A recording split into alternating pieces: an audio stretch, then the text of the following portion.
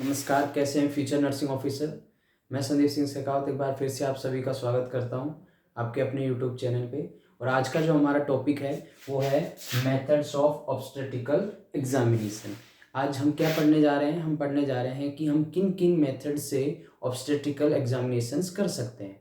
Obstetrical examination हम करते क्यों हैं, क्या इसका यूज़ है हमें, तो वो देखते हैं। सबसे पहले देखिए, हम ऑब्स्टेट्रिकल जो एग्जामिनेशंस हैं वो इसलिए करते हैं ये पता लगाने के लिए कि जो फीटस इनसाइड द यूट्रस जो कि ग्रो कर रहा है या प्रेजेंट है उसका डेवलपमेंट कैसा है, उसकी पोजीशन कैसी है, उसका प्रेजेंटेशन कैसा है, उसका लाई कैसा है, मीन्स लॉन्गिट्यूडनल है, ट्रांसवर्स है, ऑब्लिक है।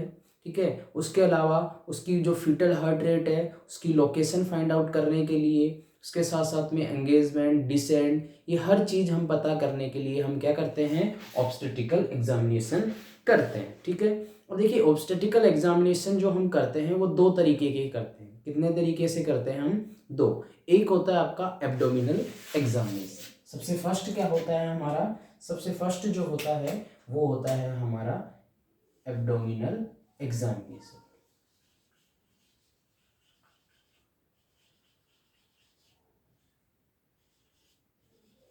Number one is abdominal examination.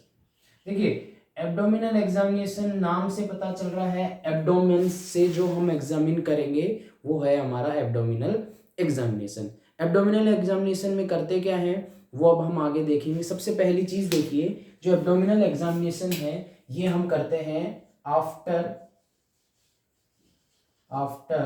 28 weeks of pregnancy. देखिए ऑब्स्टेट्रिकल एग्जामिनेशन हम करते कब है? During the pregnancy.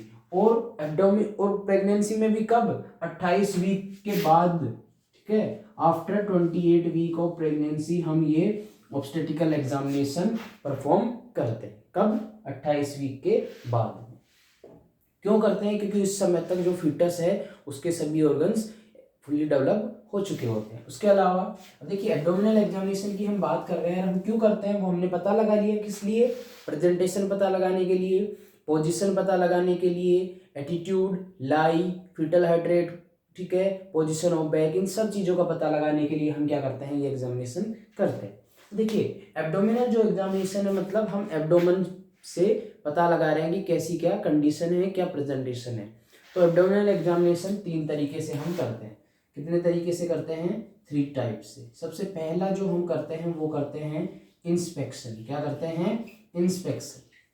देखिए इंस्पेक्शन में हम क्या करते हैं, अपनी आईज की सहायता से हम क्या करेंगे, फीमेल जो है उसके एब्डोमेन को इंस्पेक्ट करेंगे या एग्जामाइन करेंगे, पता लगाएंगे कि कैसी क्या कंडीशन है। तो हम इंस्पेक्शन में क्या क्या पता लगा सकते हैं? सबसे पहली चीज जो इंस्पेक्शन में हम पता लगा सकते हैं वो लगाएंगे हम स्किन कंडीशन। क्या चेक करेंगे? Skin condition. स्किन कंडीशन का मीन्स है कि किसी प्रकार का कोई इन्फेक्शन तो नहीं है, ठीक है, या कोई घाव तो नहीं है, ट्रॉमा तो नहीं हुआ वहां पे, ठीक है, इन चीजों को हम देखेंगे।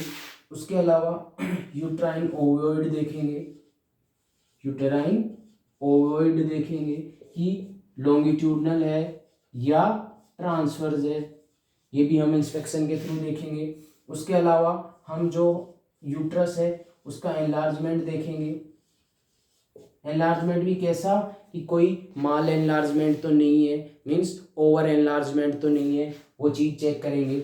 उसके अलावा और क्या चीज़ चेक कर सकते हैं अपन? Contour of uterus.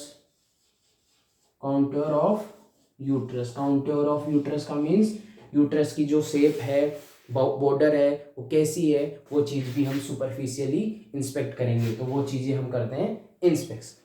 ठीक है, एब्डोमिनल एग्जामिनेशन में फर्स्ट क्या था आपका? इंस्पेक्शन। एब्डोमिनल एग्जामिनेशन के अंदर फर्स्ट था हमारा इंस्पेक्शन। इंस्पेक्शन के बाद में हम सेकंड जो देखने जा रहे हैं वो है हमारा पाल्पिटेशन। क्या है? पाल्पिटेशन। कौन सी टेक्निक होती है? सेकंड टेक्निक होती है आपकी palpitation.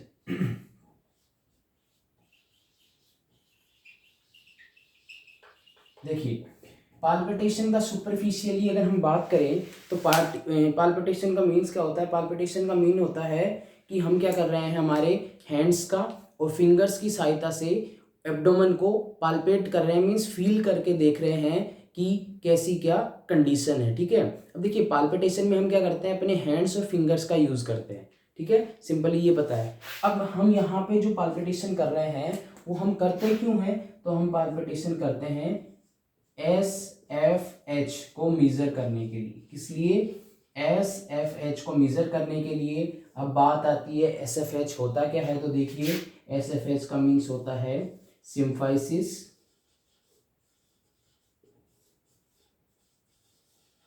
Fundal height. Symphysis fundal height का मीन्स क्या हुआ कि सिम्फाइसिस से लेकर जो फंडस पार्ट है वहां तक की जो हाइट है उसको हम मेजर करते हैं पाल्पिटेशन में। कैसे करते हैं वो अभी आगे देखेंगे। देखिए ये आपका सपोज कीजिए ये सिम्फाइसिस है, मीन्स प्यूबिक सिम्फाइसिस है। इससे लेकर जो फंडस है ऊपर का, जो सबसे ऊपर पार्ट होता है यूट्रस का वो होता है फंडस। तो यहाँ से यहाँ तक की जो आपकी लेंथ है वो होती है आपकी सिम्फाइसिस फंडल हाइट। उसको हम मेजर करते हैं किसमें, पाल्पिटेशन में। ठीक है, अब देखिए आपके सामने दो कंडीशन आ सकती है फंडल हाइट की। अगर हम बात करें तो फंडल हाइट के लिए हम नेक्स्ट वीडियो में लेक्चर लेके आएंगे। अकॉर्डिंग टू द वीक ये जो फंडल हाइट है वो आपको बताएंगे कि कितने वीक पे कितनी फंडल हाइट होती है नॉर्मल। देखिए फंडल हाइट जो है वो दो कंडीशन हो सकती है फंडल हाइट में भी। एक कंडीशन क्या होगी, एक कंडीशन तो आपके सामने ये आएगी कि जो फंडल हाइट है वो हो सकता है कि मोर देन नॉर्मल हो। मोर देन नॉर्मल का मीन्स सपोज कीजिए कि 28 वीक्स पे जो फंडल हाइट है वो होनी चाहिए इतनी, यहाँ पे होनी चाहिए।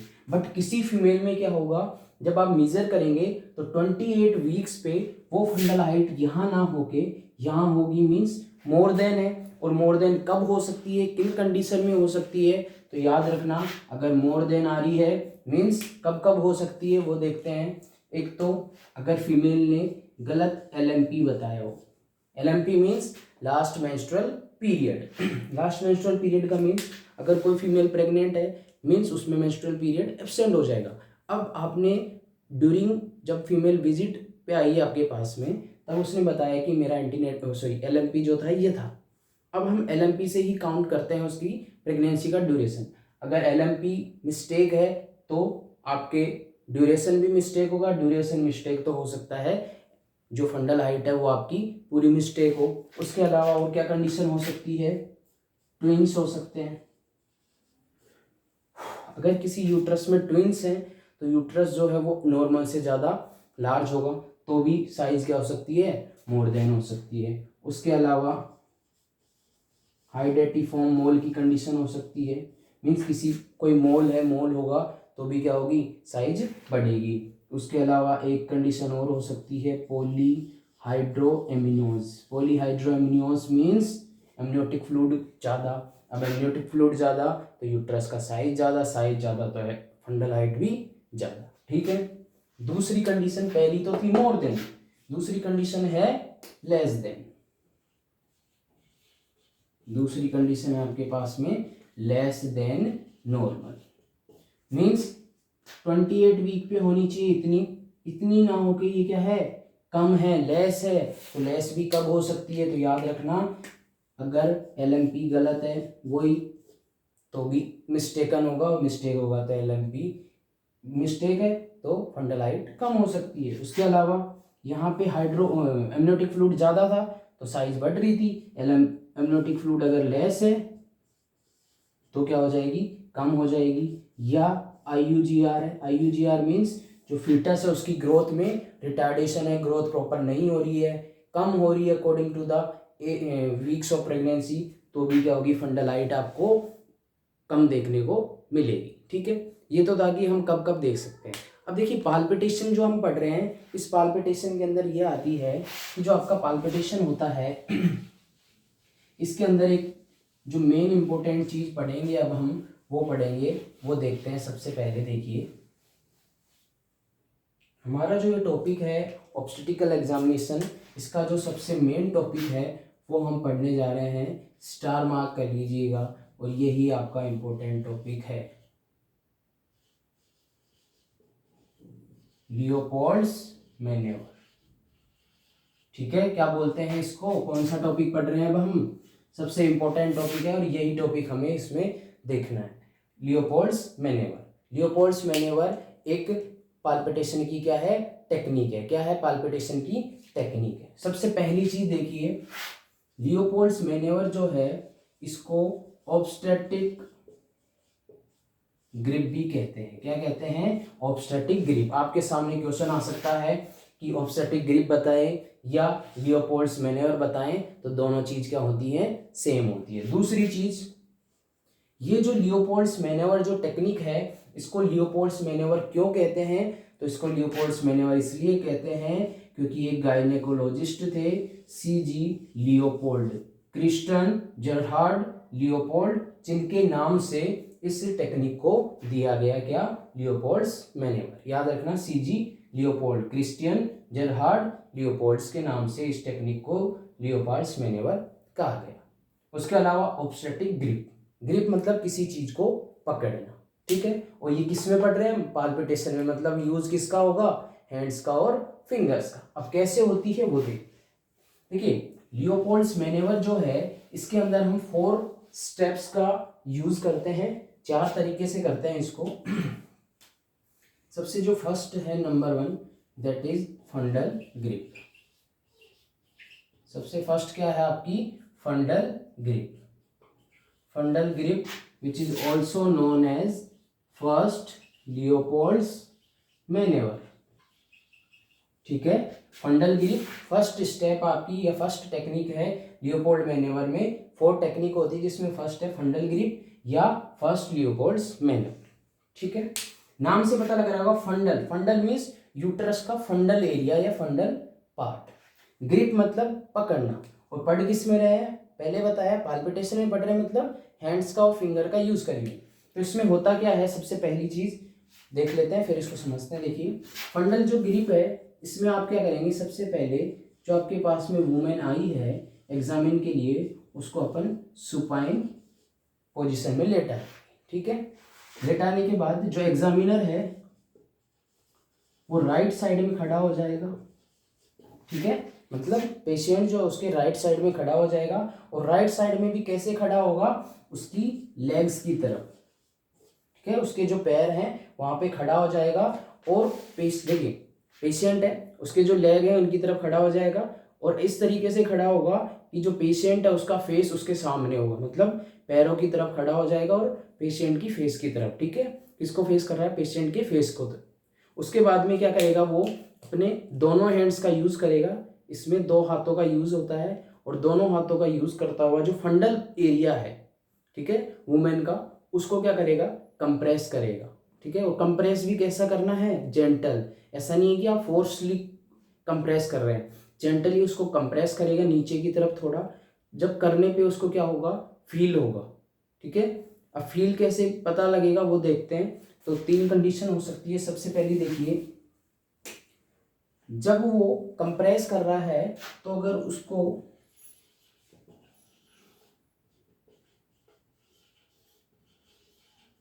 Irregular, broad, soft, mass like feel हो रहा है, मतलब इर्रेगुलर है, ब्रॉड है थोड़ा, ठीक है एरिया, और सॉफ्ट मास फील हो रहा है, मतलब वहां पे क्या प्रेजेंट है। देखिए, फीमेल को लेटा दिया, लेग्स की तरफ खड़े हैं, उसके फेस को फेस करते हुए, और फंडल रीजन को कंप्रेस कर रहे हैं। कंप्रेस करने पे क्या फील हुआ, क्या फील हुआ मेरे को, कि इरेगुलर है, ब्रॉड और सॉफ्ट मास है, मतलब इस फंडल एरिया में क्या प्रेजेंट है, बटक्स प्रेजेंट है। क्या प्रेजेंट है, बटक्स। अब देखिए, फंडल एरिया ऊपर वाला है, ऊपर में बटक्स है, मीन्स पेल्विक की तरफ क्या होगा, अपोजिट में पेल्विक की तरफ क्या होगा, हेड पार्ट, और हेड पार्ट है तो प्रेजेंटेशन कैसा होगा, वर्टेक्स। तो याद रखना, अगर आपको फंडल में बटक्स फील हो रहे हैं तो उसका अपोजिट क्या हो जाएगा, वर्टेक्स, ठीक है। मीन्स प्रेजेंटेशन कैसा है, सिफेलिक। और दूसरी कंडीशन क्या होगी कि आप कैसा फील कर रहे हैं, हार्ड और ग्लोबुलर मास मिल रहा है आपको, ठीक है। एकदम हार्ड और ग्लोबुलर मास मिल रहा है, मीन्स क्या प्रेजेंट है, फीटस का हेड। और हेड अगर फंडल रीजन में है तो उसका अपोजिट क्या हो जाएगा, कैसा प्रेजेंटेशन होगा, ब्रिज, ठीक है।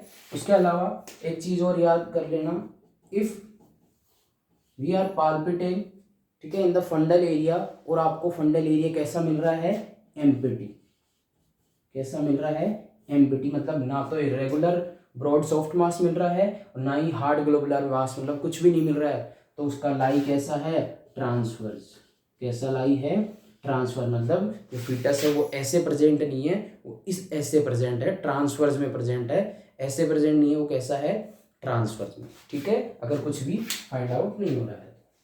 उसके बाद में आता है फंडल ग्रिप के बाद में जो सेकंड लियोपोल्ड्स मैन्योवर की स्टेप है या टेक्निक है आपकी, वो आती है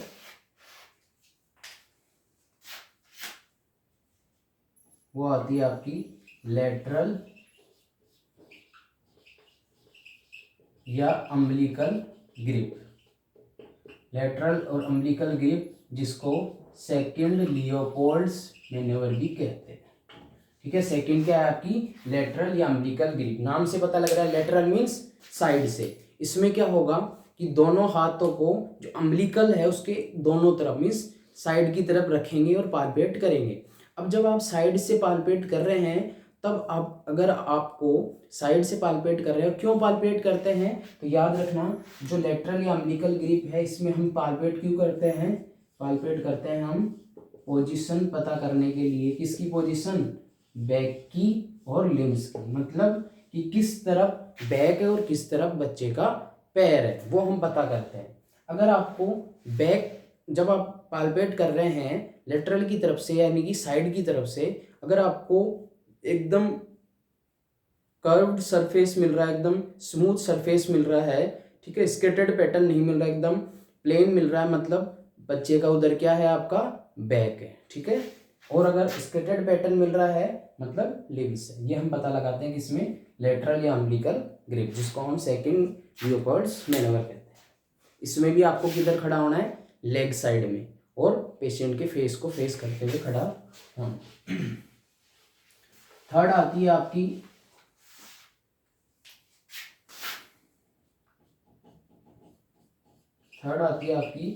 पाउलिक्स ग्रिप, थर्ड आती है पाउलिक्स ग्रिप या थर्ड लियोपोल्ड्स मैन्योवर, ठीक है।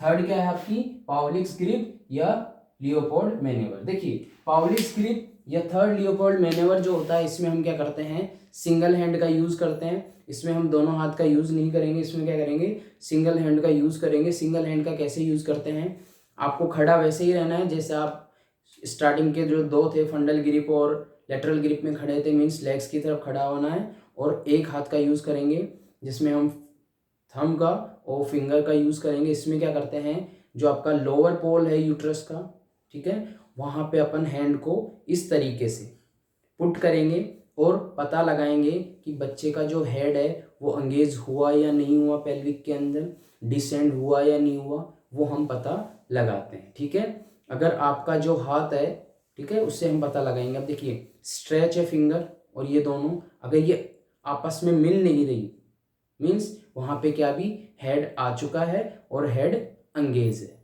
क्लियर है, ठीक है। उसके बाद में आती है आपकी फोर्थ, आता है आपका पेल्विक ग्रिप फर्स्ट या फोर्थ लियोपोल्ड्स मैन्योवर। फोर्थ जो मैन्योवर है उसका नाम क्या है, पेल्विक ग्रिप फर्स्ट। इसके अंदर एक सबसे इंपॉर्टेंट और याद रखने वाली चीज यही है कि इसके अंदर अपन पेशेंट या जो वुमेन है आपके पास, उसका लेग की तरफ खड़े नहीं होंगे, अपन कहाँ खड़े होंगे, हेड की तरफ, ठीक है, और लेग्स को फेस करेंगे, इसमें दोनों हाथों का यूज करेंगे और अपन क्या करेंगे, अब ये पता लगाएंगे कि डिसेंड हुआ या नहीं हुआ, एंगेज हुआ या नहीं हुआ। अगर आपके दोनों हाथ आपने रखे हैं लोअर पोल ऑफ यूट्रस पे, और अब क्या करेंगे, आप दोनों हाथों को यहाँ लाएंगे, और जब अगर ये हाथ दोनों आपस में मिल रहे हैं, ठीक है, दोनों हाथ अगर मिल रहे हैं मतलब अभी एंगेज नहीं हुआ है, दोनों हाथ अगर मिल रहे हैं मतलब एंगेज नहीं हुआ है।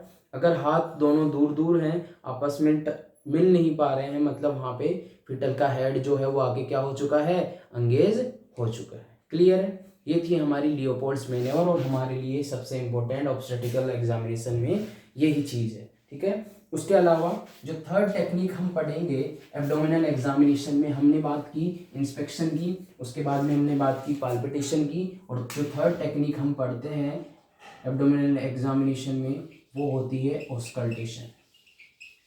क्या होती है? ऑस्कल्टेशन। और ऑस्कल्टेशन में हम करते क्या हैं? स्टेथोस्कोप या स्पेग्नोमैनोमीटर की सहायता करते हैं, बट यहाँ पे क्या होगा, अपन फीटल जो हार्ट रेट है उसको सुनेंगे विद द हेल्प ऑफ फीटोस्कोप। यहाँ पे क्या करते हैं, फीटल हार्ट रेट को सुनते हैं, ये पता लगाते हैं कि लोकेशन आवाज़ कहाँ से आ रही है। इससे अपने को पता लग जाएगा कि हार्ट अगर यहाँ से आ रही है मतलब इधर है, नीचे से आ रही है तो मतलब इस तरफ है। इससे भी अपन पोजीशन को पता लगाते हैं। क्लियर है? उसके बाद में हमने बात की थी, एक तो हम करते हैं एब्डोमिनल एग्जामिनेशन और दूसरा अपन जो करते हैं वो करते हैं इंटरनल एग्जामिनेशन। दूसरा कौन सा करते हैं? Internal examination. इंटरनल एग्जामिनेशन में हम जो करते हैं वो दो करते हैं, एक तो करते हैं यूएसजी अल्ट्रासोनोग्राफी। अल्ट्रासोनोग्राफी से भी अपन देख के पता लगा सकते हैं कि कैसा प्रेजेंटेशन है, क्या है, बट इसमें अपन क्या कर रहे हैं, इंटरनल से देख रहे हैं, और एब्डोमेन में अपन एब्डोमिनल को पाल्पेट इंस्पेक्ट करके पता लगा रहे हैं। उसके अलावा आप वेजाइनल एग्जामिनेशन कर सकते हैं, इसमें करते हैं ये इंटरनल। ठीक है, उम्मीद करूँगा समझ में आया होगा, और नेक्स्ट वीडियो में हम एक और इंटरेस्टिंग टॉपिक लेके आएंगे। तब तक के लिए stay safe, stay at home. जय हिंद।